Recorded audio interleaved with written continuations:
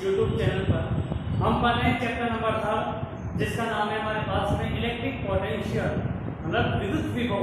इस विद्युत विभव वाले लेसन में जो है हमने पिछली कक्षा में जो एक टॉपिक पढ़ा था, बहुत अच्छा पढ़ा था, आवेशों के निकाय के कारण स्थिति ऊर्जा। आज जो हम टॉपिक पढ़ने जा रहे हैं वो टॉपिक है हमारे पास में कि दो से अधिक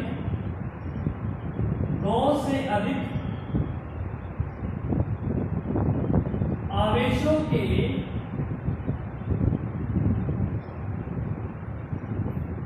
निकाय के कारण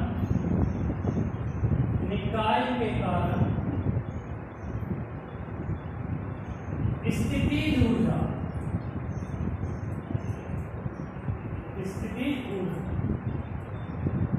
तो आज का जो टॉपिक है बहुत अच्छा टॉपिक है हमारा, जिसमें पढ़ेंगे हम यहाँ पर जब दो से अधिक अगर हमारे पास में आवेश हो तो इस प्रकार के बने निकाय की स्थिति ऊर्जा कितनी होगी।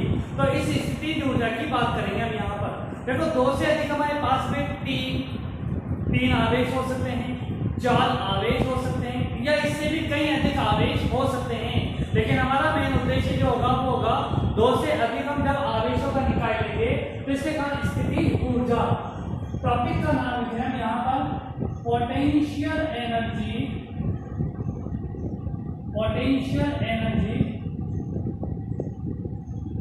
ड्यू टू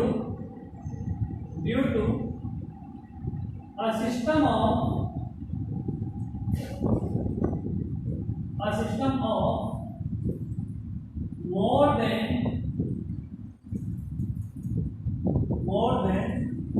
2.4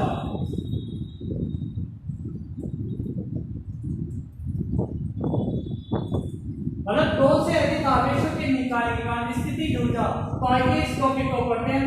इससे पहले अगर आपने वीडियो को लाइक और चैनल को सब्सक्राइब नहीं किया है तो वीडियो को लाइक और चैनल को सब्सक्राइब करके बेल आइकन जरूर दबाएं, जिससे ऐसे नए वीडियो आपको जैसे ही अपलोड होंगे नोटिफिकेशन मिल जाएगा। तो हम जो है यहाँ पर ले रहे हैं एक, हमने जो है एक निकाय ले लिया जिसमें दो से अधिक आवेश है। दो से अधिक हम कितने ले रहे हैं यहाँ पर? 3 आवेश ले रहे हैं यहाँ पर। मान लिया हमारे पास में बिंदु ए, ये बिंदु बी और ये जो है बिंदु सी है यहाँ पर। तो 3 बिंदु है ए बी सी, जहां पर आवेश क्रमशः है Q1 Q2 और Q3 है। इन आवेशों के मध्य की दूरी Q1 और Q2 के मध्य की दूरी माने में कितनी? R12। Q1 Q3 के मध्य की दूरी माने में R13 और Q2 Q3 के मध्य की दूरी माने R23। तो इस प्रकार से हमने जो है इनकी स्थिति सदिश या इनके मध्य की जो है दूरी बता दी है। तो हमने जो है 3 आवेश ले लिए जिसके कारण हमें जो है स्थिति ऊर्जा का व्यंजक व्युत्पन्न करना है यहाँ पर। तो देखो माना किसी निकाय के बिंदु ए बी और सी पर क्रमशः Q1, Q2 और Q3 बिंदु आवेश स्थित हैं।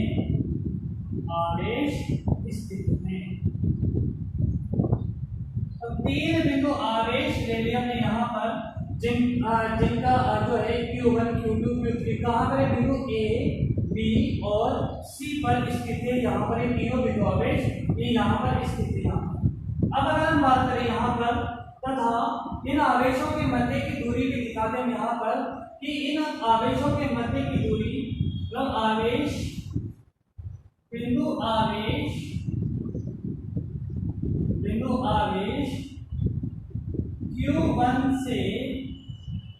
Q1 से आवेश Q2 की दूरी कितनी ली है? Q1 से Q2 की दूरी कितनी है? R12 तथा Q3 की दूरी अर्थात क्यों आवेश Q3 की दूरी R13 है। अगर हम बात करें यहां पर कि जो है हमारे पास में तथा आवेश Q2 पर Q3 के मध्य की दूरी, Q2 पर Q3 के मध्य की दूरी कितनी? R23 है। अब बात करते हैं यहां पर, देखो सबसे पहले ये कब बनेंगे हमारे पास में आवेश? जब आवेश A, B और C सभी कहां पर होंगे? सभी आवेश अनंत में होंगे। कहां पर होंगे? ये अनंत में होंगे। तो सबसे पहले अनंत से इसे लाया जाएगा, फिर अनंत से इसे लाया जाएगा, फिर अनंत से यहां पर लाया जाएगा। तो यही है यहां पर ध्यान से समझना यहां पर ये बात कि तीनों आवेश प्रारंभ में कहां पर होंगे? अनंत में होंगे। लाइन देखना चाहो तो लिखो कि प्रारंभ में तीनों आवेश, प्रारंभ में यहां लिख सकते हैं प्रारंभ में तीनों आवेश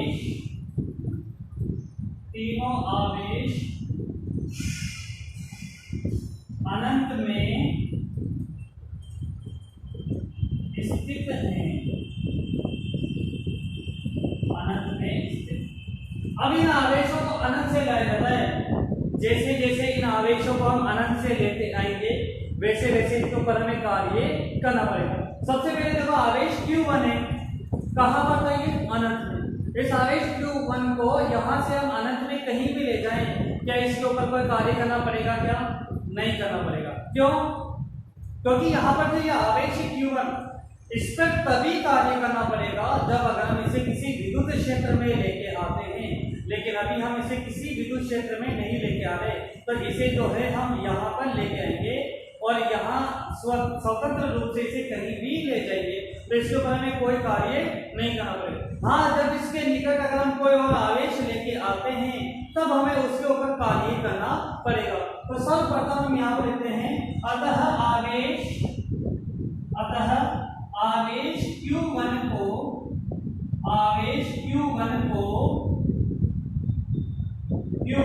अनंत से बिंदु A तक लाने में कोई कार्य नहीं करना पड़ता, कोई कार्य नहीं करना पड़ता।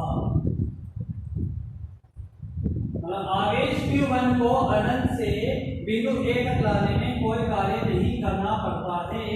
अतः आवेश Q1 पर, अतः क्या लिखोगे?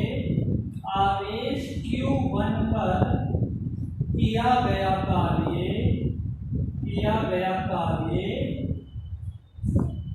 शून्य होता है। किया गया कार्य कितना होगा? शून्य होगा। अर्थात आप लिखोगे यहाँ पर कितना? हम लिखेंगे अर्थात W1 बराबर में कितना होगा? 0। तो आवेश Q1 पर किया गया कार्य कितना होगा? यहाँ पर शून्य होगा। तो W1 बराबर में कितना हो जाएगा? यहाँ पर 0 हो जाएगा। अब अगर हम बात करें इसी प्रकार, अब देखो इस आवेश Q1 के निकट कौन सा आवेश लेके आएंगे? Q2 आवेश। Q3 अभी कहां पर नहीं है, Q3 कहां पर है? यहाँ पर है अभी अनंत में। तो सबसे पहले अब आवेश Q2 को लाया जाएगा। जैसे हम आवेश Q2 को लेके आते हैं तो हमें इस आवेश Q2 पर कार्य करना पड़ेगा और इस Q1 के कारण इसके ऊपर एक विभव लगेगा, इसका एक विद्युत क्षेत्र आएगा यहाँ पर। तो अब हमें आवेश Q2 पर कार्य करना पड़ेगा। अब आवेश Q2 को अनंत से आवेश, कौन से आवेश के? Q1। आवेश Q1 के विद्युत क्षेत्र में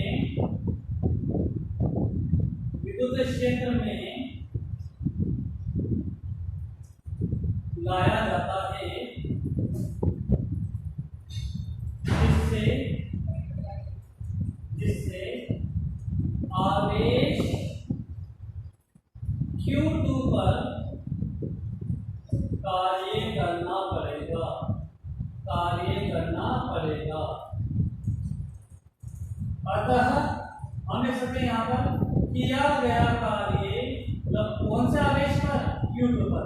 अतः आवेश Q2 पर किया गया कार्य W2 हो तो आप लिखोगे यहाँ पर W2 बराबर में क्या होगा, कौन से आवेश को लाया जाना है, Q2 आवेश को लाया जाना है। और कार्य के लिए आपको पता है क्योंकि कार्य V बराबर में होता है W कोण में Q, याद है क्या, एकांक आवेश को अनंत से लाने में किया गया कार्य विद्युत विभव कहलाता है। V बराबर में W कोण में Q, या हम लिख सकते हैं W बराबर में क्या, QV। V क्या है यहाँ पर, विभव। जिस आवेश के कारण इस पे विद्युत क्षेत्र या विद्युत विभव लगेगा वही है हमारे पास में। तो हम लिखेंगे यहाँ पर W बराबर में QV, तो हम लिखेंगे W2 बराबर में आवेश कौन से आवेश को लाया है, Q2 को। और कौन से आवेश के कारण विभव लगेगा यहाँ पर, Q1 आवेश के कारण विभव, तो यहाँ पर रहेगा V1। आगे बात समझ में, मैं क्या लिख रहा हूँ यहाँ पर, तो देखो W2 बराबर में Q2 V1, मतलब Q2 आवेश को तो लाया जाता है, कौन से आवेश के कारण विभव लगेगा यहाँ पर, Q1 आवेश के कारण विभव लगेगा, तो Q2 आवेश और V1 विभव, मतलब Q1 आवेश के कारण लगने वाला विभव। तो हम यहाँ पर लिख सकते हैं समीकरण नंबर 2 के हमारे पास, इसे तो दे दिया 1, इसे दे दिया हमने समीकरण नंबर 2, या हम लिख सकते हैं, या देखो आपको पता है चूंकि V1 मतलब Q1 आवेश के कारण विभव, Q1 आवेश के कारण जो होगा विभव कितना माना है हमने यहाँ पर, V1, तो V1 बराबर में कितना होगा, Q1 अपॉन में दूरी कितनी है इन दोनों के मध्य की, यह है R12। कितनी दूरी है, R12। तो यहाँ पर लिखेंगे हम यहाँ पर R12, या इस वैल्यू को उठा के हम यहाँ रखते हैं इक्वेशन सेकंड, समीकरण 2 में वैल्यू पुट कर देंगे, तो W2 बराबर में हो जाएगा Q2 और यहाँ पर Q1 अपॉन में R12, या W2 बराबर में हो जाएगा Q1 Q2 अपॉन में कितना, R12। समीकरण नंबर कौन सी, डी। तो यह हमने आवेश Q2 को अनंत से विद्युत क्षेत्र में Q1 के विद्युत क्षेत्र में लाने में किया गया कार्य ज्ञात करें। अब देखो इसी प्रकार जब आवेश Q3 का इसे अनंत से लेके आएंगे यहाँ पर, तो इसे अनंत से यहाँ लेके आएंगे, तो देखो एक तो Q1 के कारण विद्युत क्षेत्र उत्पन्न होगा, एक Q2 के कारण विद्युत क्षेत्र उत्पन्न होगा यहाँ पर। तो अब इस आवेश Q3 को लाया जा रहा है अनंत से, इसका स्क्रीनशॉट ले लो, मैं इसे मिटा रहा हूँ, ले लिया आपने इसका स्क्रीनशॉट, चलो ठीक है।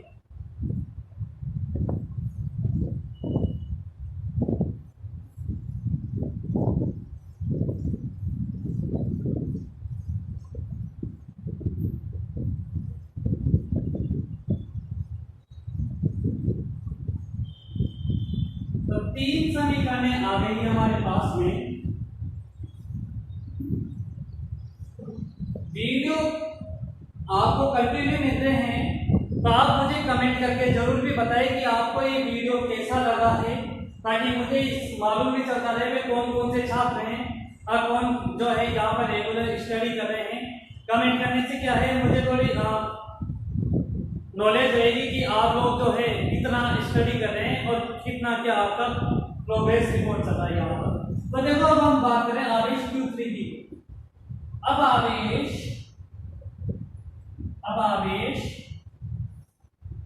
Q3 को अनंत से Q1 व Q2 आवेश के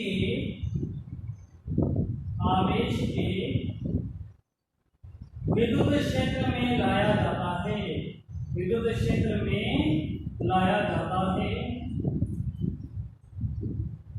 तो विद्युत क्षेत्र में लाया जाता है यहाँ पर कौन से आवेश को, Q1 व Q2 आवेश को विद्युत क्षेत्र में लाया जाता है। तो अब हम इस आवेश को विद्युत क्षेत्र में लेके आएंगे। अतः अगर हमारे पास आवेश पर किया गया कार्य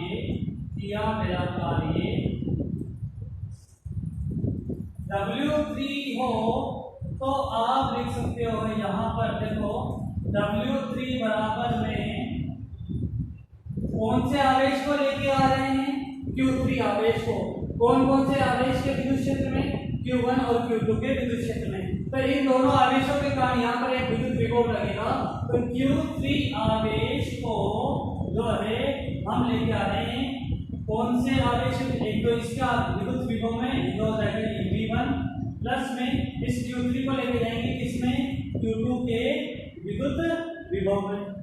तो यहाँ पर V1 जो है Q1 आवेश के कारण विभव है, Q2 है यहाँ पर जो है हमारे पास है Q2 आवेश के कारण विद्युत विभव है V2। तो V1 आवेश मतलब लगता है V1 बराबर में हो जाएगा KQ1 अपॉन में कितना, दूरी कितनी है इन दोनों आवेशों के मध्य की दूरी की, इन दोनों के मध्य की दूरी है R13। तो आप यहाँ पर लिखोगे R13 और V2 मतलब Q2 आवेश के कारण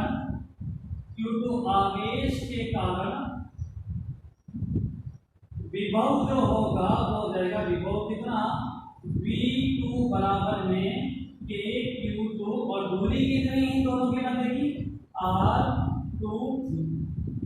ये वैल्यू रख देंगे। अतः हम लिखेंगे W3 बराबर में कितना, W3 बराबर में हो जाएगा Q3 और Q1 मतलब कितना KQ1 अपॉन में R13 प्लस में Q3 और Q2 कितना है KQ2 अपॉन में R23 या W3 बराबर में हो जाएगा KQ1 Q3 अपॉन में R13 प्लस में KQ2 Q3 अपॉन में R23।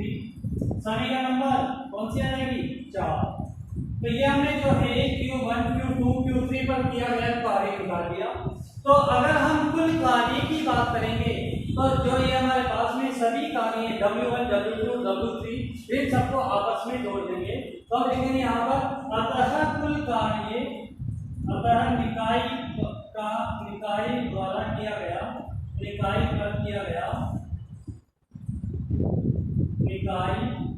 के लिए कुल कार्य W बराबर में W1 plus W2 plus W3 समीकरण देखो 5। तो बाई इक्वेशन समीकरण देखो 1 से W1 का, समीकरण 3 से W2 का, समीकरण 4 से W3 का, कौन से समीकरण में, समीकरण 5 में मान रख देंगे।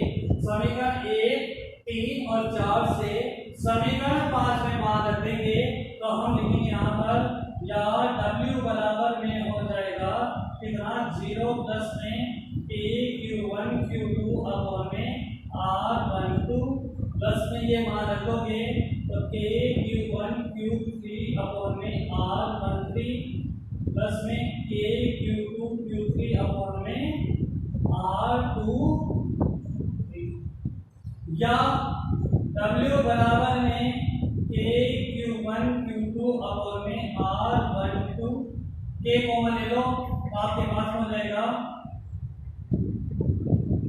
Q1 Q2 R12 प्लस में Q1 Q3 अपॉन में R13 प्लस में Q2 Q3 अपॉन में R23। समीकरण नंबर कौन सी आ जाएगी, 6।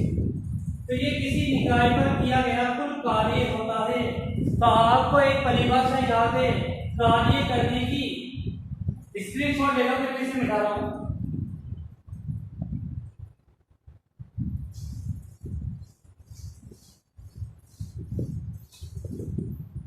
तो आपको मैंने एक चीज बताई थी कि किसी निकाय पर जो किया गया कुल कार्य होता है वो उसकी स्थितिज ऊर्जा के बराबर होता है।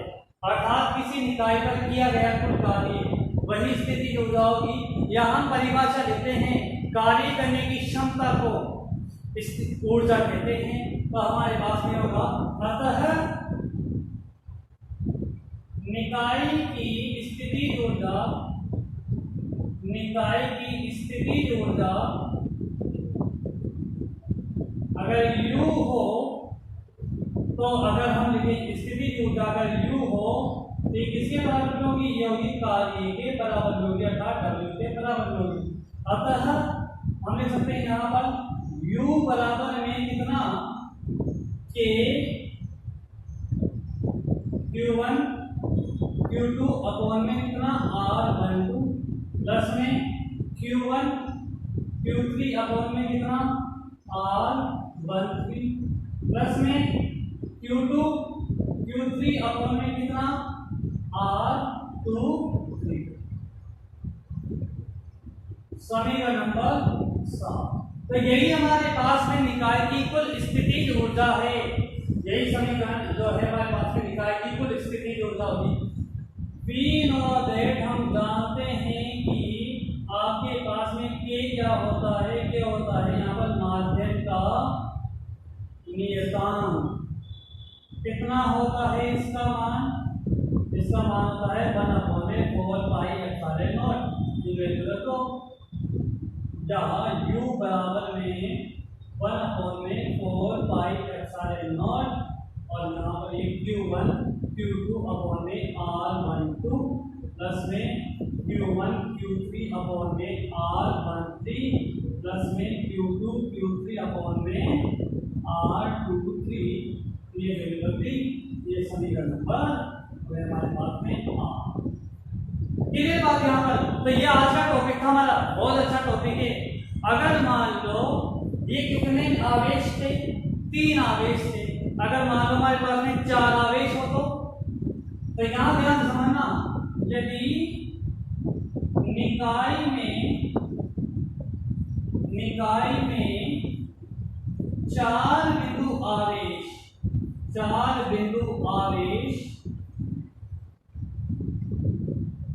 Q1 Q2 Q3 और Q4 हो तो आपके पास में जो स्थितिज ऊर्जा होगी, तो स्थितिज ऊर्जा तो निकाय की स्थितिज ऊर्जा जो होगी हमारे पास में, स्थितिज ऊर्जा कैसे निकालेंगे हम यहाँ पर?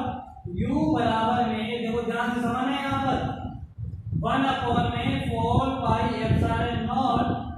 तो देखो यहाँ पर Q1 Q2 तो यहाँ पर आएगा Q1 Q2, दूरी कितनी होगी 1 और 2 के बीच में R12 प्लस में Q1 Q3